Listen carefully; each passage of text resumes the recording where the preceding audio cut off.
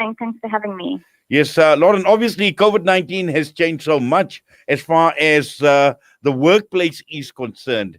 And it is clear that, many companies have had to actually come up with COVID-19 policies, looking at safe working environments, looking at health and safety, looking at screening. So a lot has actually changed already in the last year as far as employers and the employees go. But the key question here is once this vaccine rollout comes out and looking at employers, looking at policies, and they're going to have to come up with some of these policies to cover this pandemic, to cover COVID-19. Yes, absolutely. So what we anticipate seeing is employers trying to impose mandatory vaccination policies in the workplace. And this might not be as easy as one might think, because whilst an employer has an obligation to have a health and safe working environment for employees, employees equally have rights of their own, which need to be balanced against this health and safety obligation that the employer has. So what we anticipate is employees potentially pushing back against vaccination policies. And then the question becomes, can the employer justify imposing a mandatory vaccination policy when one takes into consideration the specific rights that an employee might be relying upon in order to refuse the vaccination? And the types of things that we anticipate seeing is employees who, for various reasons, cultural reasons, religious reasons, and just general beliefs, don't want to take the vaccination because either it's against their culture or religion, or there's a distrust in the fact that the vaccine is going to work and not make them sick. So really what employers will need to do is balance on each and every occasion the rights that they have, or the obligation that they have to keep a healthy and safe working environment against the rights of the employees. Yes. Now, obviously, the other thing, Lauren, one needs to consider is the obligation. The obligation is on the part of the employer to maintain, to make sure that they, enjoy or they maintain a healthy life and a safe working environment. And at the same time, one needs to look at it against the laws that actually govern this relationship and this obligation on the part of the employer towards the welfare of his or her employees. Yeah, absolutely. And so there's no specific employment right which accrues to the, or obligation which accrues to the employer in this regard. The relevant legislation is in terms of the general workplace, the Occupational Health and Safety Act, and in the mining context, the Mine Health and Safety Act. But you mentioned earlier in the intro the Labour Relations Act, but the Basic Conditions of the Employment Act, the Employment Fee Act, none of those acts have any rights or obligations on the employer to impose such a vaccination policy. So the right that the employer has is housed in the Occupational Health and Safety Act, and that right is fairly general. So the employer will have to show specific circumstances that justify the imposition of a mandatory vaccination policy in the workplace. Well, definitely. And then again, on the part of the employees, they are also protected. And we know that there are safeguards for employees, even through the Constitution, talking about, right to life, belief, opinion, religion. So somewhere along the line, one actually needs to find a balance between the two. Absolutely. And the courts have recognized this specifically in the context of religion, and they've said that employers need to be cognizant and sensitive to employees who have views that are genuinely held. And this will also, we anticipate, extend to cultural beliefs as well, so not necessarily religious beliefs.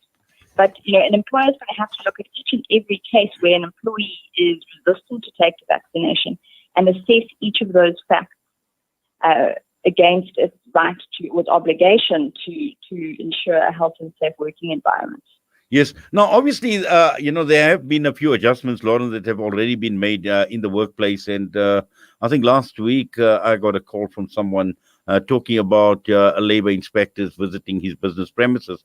Now, these are small premises, and obviously wanting to look at all sorts of things like his COVID-19 policies, and then, to get somebody who is responsible and the like as well. So already from a labor perspective, that thought process is there already. And I'm sure in your experience as well, you've come across quite a few companies who have now implemented their own policies specific to COVID-19, specific to managing this pandemic in the workplace.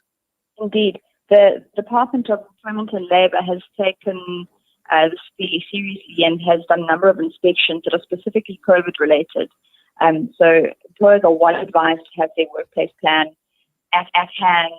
So if they do have an inspector that turns up at their doorstep, they can show their workplace plan, what they've done, how they've implemented the regulations.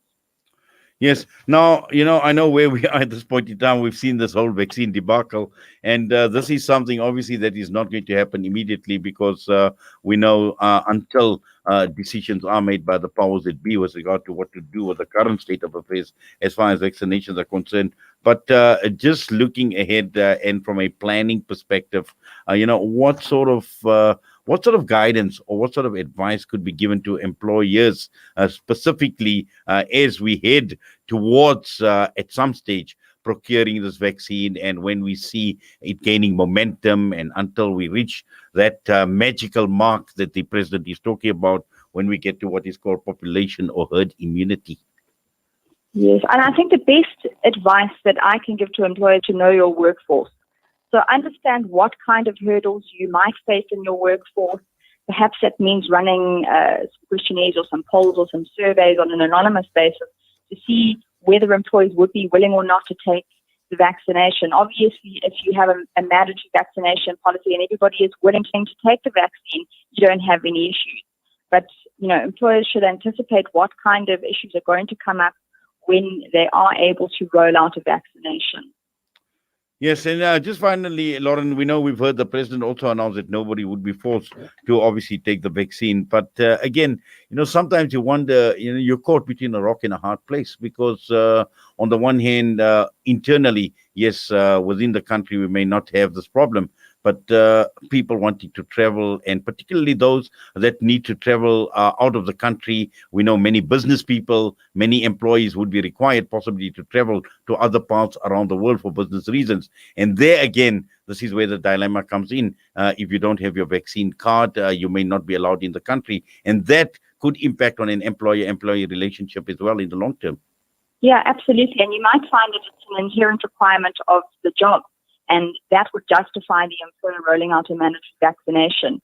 For instance, I can anticipate if you are an air hostess or an air steward and you need to travel for work, but you can't be received into the country on your route if you don't have a vaccination certificate. I would anticipate in those circumstances an employer would be justified to say that this is an inherent requirement of the job. And then the question becomes, what happens if that employee refuses? What can the employer do then? That might impact the ongoing relationship between the employer and the employee. Well, Lauren, we certainly are heading for some very, very interesting times. But for now, thank you for your time with us. We wish you all the best. Take care. Thank you so much. Lauren Salt, executive in ENSAfrica's employment department, with us this morning. Interesting discussion. When we come back, we'll be joined by IFP's Chief Whip, Naren Singh, talking about parliamentary oversight in South Africa. Osman's Taj Mahal Spice and Rice. For over 80 years, Osman's Taj Mahal have been perfecting the art of the perfect blend of spices, pure, aromatic, and well-seasoned. Spices to tantalize your taste buds. From creative cuisines to gastronomical gourmet goodies. From exotic odors to traditional dishes, Osman's Taj Mahal have remained synonymous with quality spices and condiments. Taj Mahal rice, beans, and lentils. Try our range of chili bite mixes, rose and ilachi syrup, our quick and easy biryani pack, and our traditional range of spice blends. Osman's Taj Mahal. There is no substitute for quality.